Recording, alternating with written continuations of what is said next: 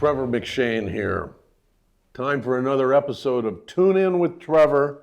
Today we're fortunate to have Adrian Gurvitz. Adrian is a Grammy Award winner, longtime musician, songwriter, producer.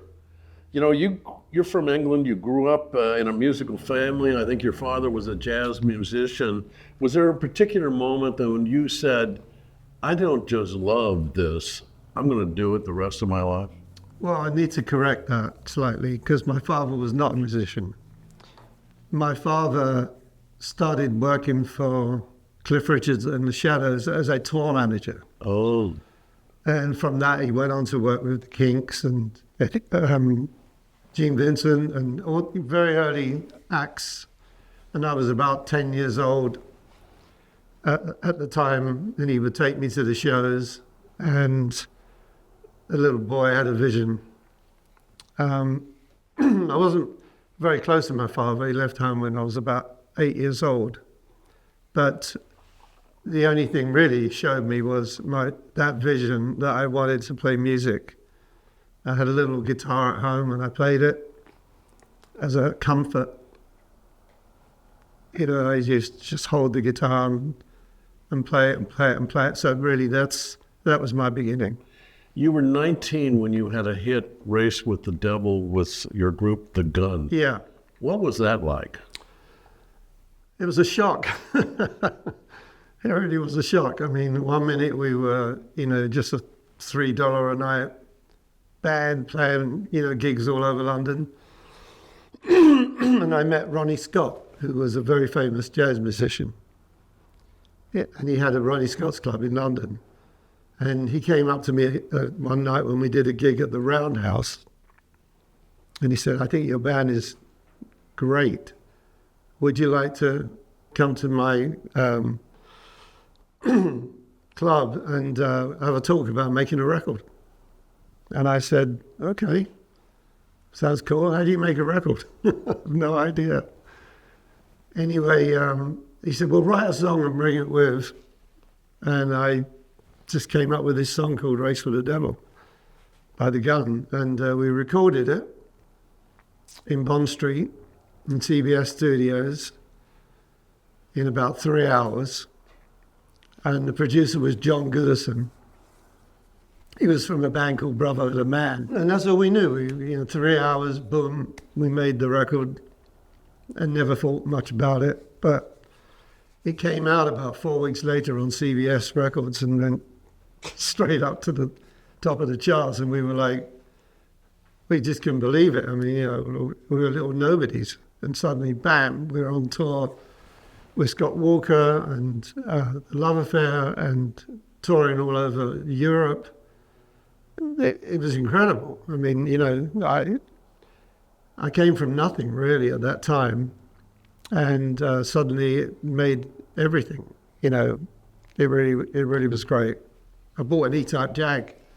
You worked with Ginger Baker, the famous drummer. Mm-hmm. We know him from Cream. Yeah. How did you come about to work with Ginger Baker, and what stories are you willing to tell us about him? Oh, wow. I have so many stories. I've been here for 5 years, but I first met Ginger. I was playing guitar for Buddy Miles.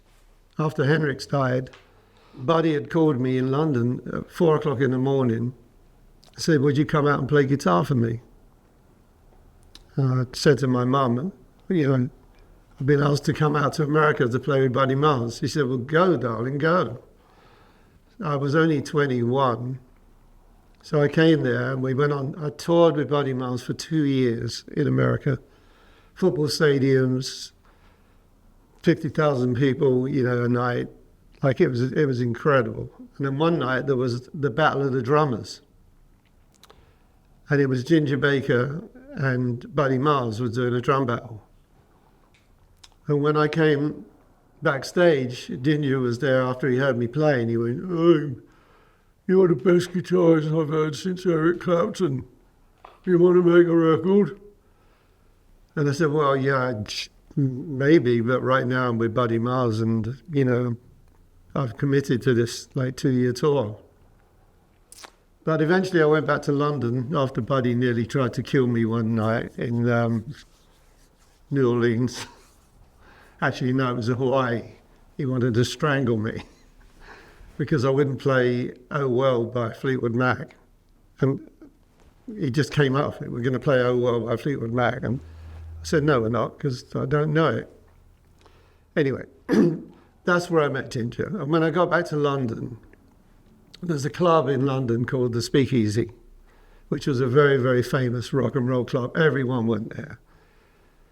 Everyone. You go down there, there'd be Hendrix, Paul McCartney, Lennon.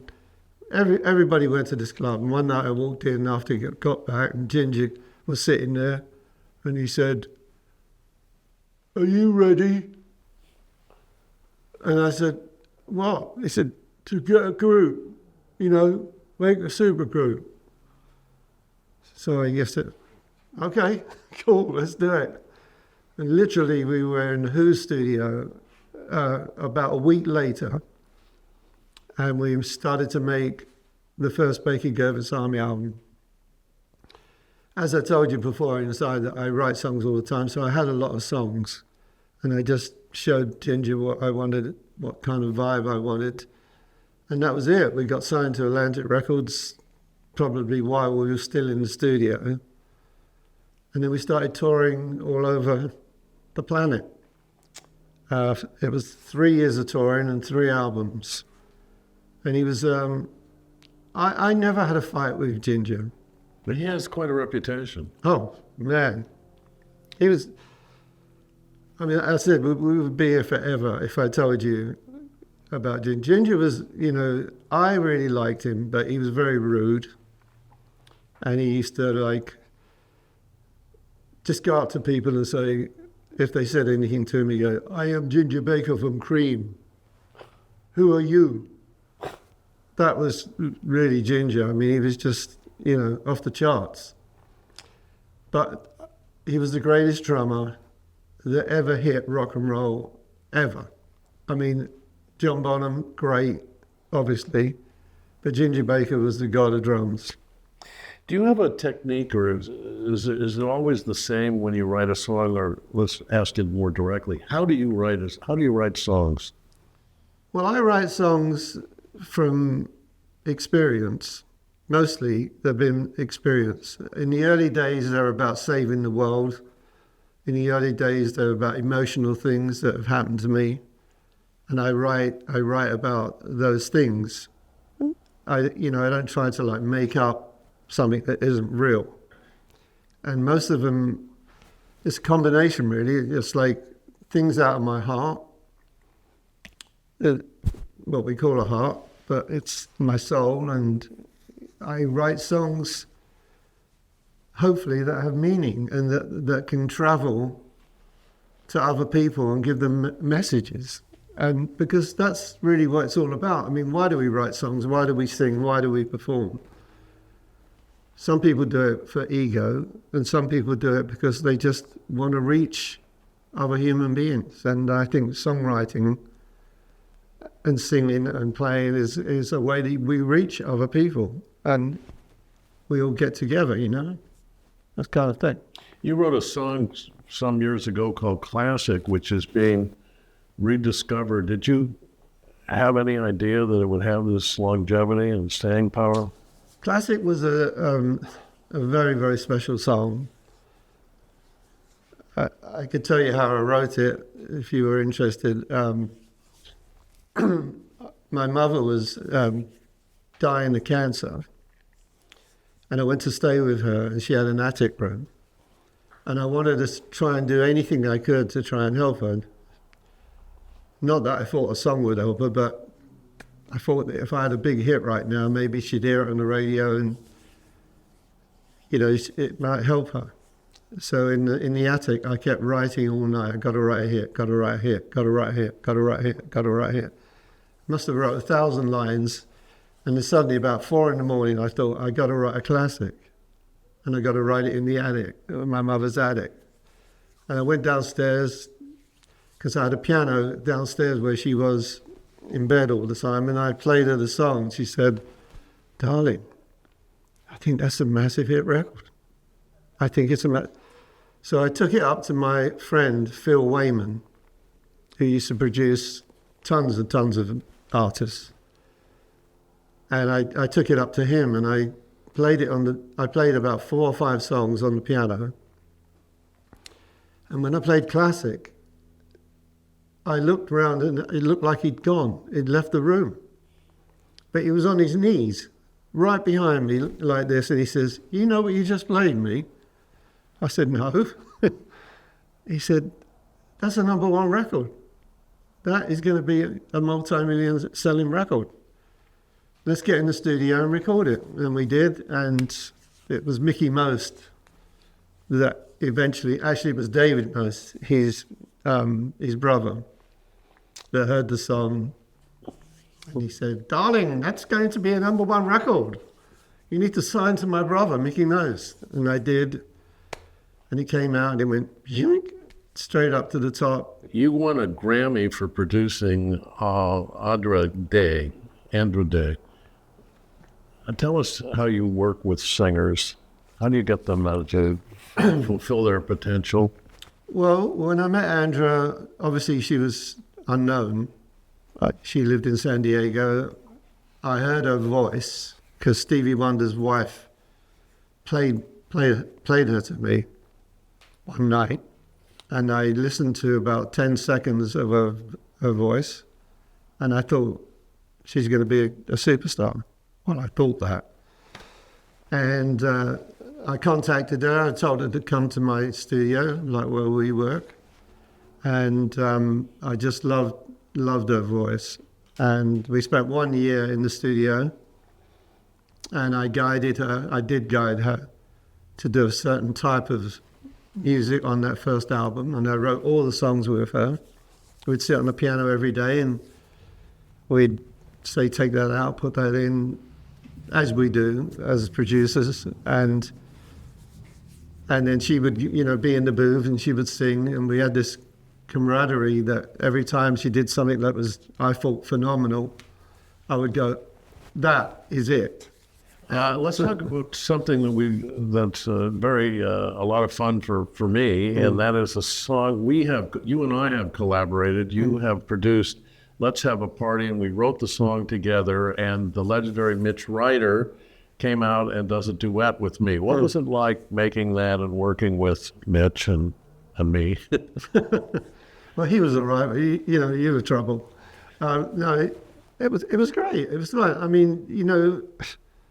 I just like writing. I like producing. I just love music, and you guys are great. He was really a cool guy. You're an amazing guy. You mentioned Stevie Wonder, and you're friends with him? How did that come about? God, I've been friends with Stevie for about 25, 30 years. Here's an incredible thing about Stevie. When I was working with Buddy Miles in 1971 in a record plant, he was in the next room doing talking book. Years and years later, my son was going to Viewpoint School, and so was his son. They're both the same age. And I went into the classroom, and I said, "Hi, Stevie. It's Adrian Gurvitz." And he said, "Wow, I haven't seen you since 1970. And he remembered me." And I went, "God, how does he do that? How does this?"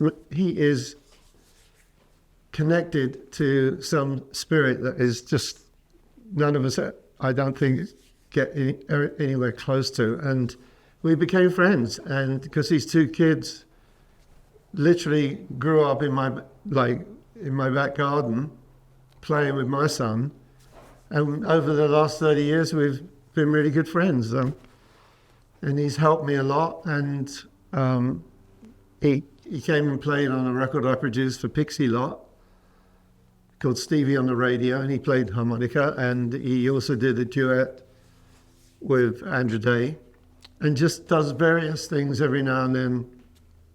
Oh, very quick, tiny little story. It was Valentine's, not Valentine's, my anniversary the other day. And I got up about 6 a.m, went to Gelson's to get some flowers for my wife, and some cards. And as I was going and I pick up a card, Stevie is singing over the speaker. He does that all the time. Wherever I go, he seems to just turn up with a song and saying hello to me. And randomly he calls me and, hey, Stevie, what are you doing? What are you doing? Where are you? And sometimes he can ring me like 3 o'clock in the morning when I'm in bed. And he goes, what are you doing? I said, what are you? I'm doing? I'm sleeping. Because he has no sense of time. He has no sense of time because there is no normal sense of time for Stevie. It's just like Stevie. But yeah, I love him. I think he is one of the greatest geniuses of music ever. Ever. And one of the best songwriters that ever lived. You know, you've seen the business change from vinyl to CD to streaming to home studios. What do you miss about the record business, and what do you like or love about the business today? Well, obviously what I miss is that I was used to being signed to major labels immediately after I got my first hit. I was with major labels all the way through my career. And it meant being in incredible studios like Abbey Road, and we had roadies and we had cooks and we turned pianos upside down and we used tape, and we had great engineers and everything was great around, and the acoustics was great. And I loved that. I think that was the most exciting thing, having Ginger in the middle of a room, and it all sounded just phenomenal.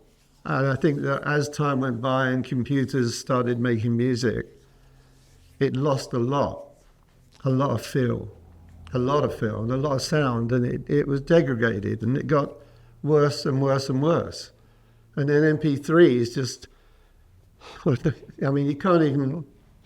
you can't compare it. An MP3, the sound of an MP3 is nothing like what we had when we were making records with Queen and Hendrix and Cream, and it's just another world, and I don't like it. I don't like that record companies don't invest in real artists anymore. It's all about what they can stream, and they don't pay you any money, and it's terrible. I think it's terrible. I think it's really unfair, and I think the record companies, it's a lot to do with their fault. They're greedy. They don't so much care about music anymore. They just care about streaming and et cetera, et cetera. Anyway, look, I don't want to knock the business. I still love the music industry. If you could go back in time and name any song that you wish you had written, what would it be? God only knows. I think you're not the only one who likes that. You've had an incredible career. What are you doing now? Well, I made a new album last year, and I wanted to go back to being Adrian again, because mostly the last 30 years, I just worked for other people and wrote songs for them and produced, and I did well, and I brought my kids up and I brought my family up, but I just missed being Adrian again, and I missed my songwriting for me. Because I did 17 albums in my career, and I just said to my wife, I really want to do something for me again before I lose myself. And so I went in the studio. I spent 9 months in the studio every day on my own. I wrote all the songs, produced the records, sang the records, got up every morning and sang. And I didn't know where the album was going to go, but it turned out to be, in my opinion, a great album. What's it called? Blood, Sweat and Years. And then you went and you did your first performance in how long? 30 years. In England? And how did that go? I went to England. I rehearsed all week with a band, and they were great. and I did a show, and I was blown away. The place was packed, and as many people that were inside were outside that couldn't get in. So what it did for me was it just brought me right back to like what I did all my life, which is go out on tour and play and sing, and I did it, and I loved it. I loved it. My wife had never seen me play live. Never, because we got married after I'd finished touring, and she went nuts. And my little boy, my youngest son, he came and surprised me from New York. He flew in specially. He saw me in the dressing room. He said, "Dad, I'm really nervous." I said, "What are you nervous about?" He said, "What do you mean, what am I nervous about?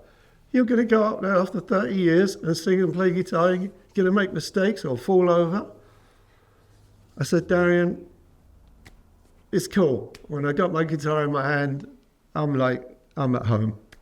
And I walked out, started the show, and they went nuts. So it was fantastic. You had a song on the biggest selling soundtrack in history. That was the Bodyguard album. Yeah. What was that like? Wow, that was amazing. I literally at that time was running out of money. I was signed to Warner Chappell, and things were tough. I had my wife, I had 2 kids. It was hard to sustain financially. And then one day, David Foster called me. Actually, I wasn't in. He called my wife. And he said, "Oh, I just want to let you know that that song that Adrian wrote, Even If My Heart Would Break, I'm going to record it on Whitney Houston's album, on the Bodyguard." So my wife called me. She said, "David said it's going to sell about 1 million or 2 million. We're going to make some money." So I said, "Well, that's great."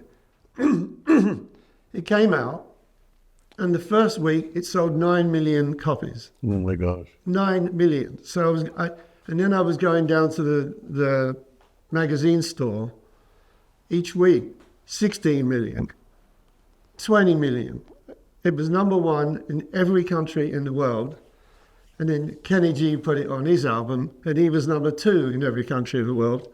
And Aaron Neville recorded it, and he had a hit with it. It was crazy. This one song made about $2 million just from that, and we lived on it and bought our house, and we lived on that record. Well, this about does it. This is a man who obviously loves music. It's so great that you have joined the Trevolution. I want you all to subscribe and comment and watch future episodes. And thanks for paying attention to this.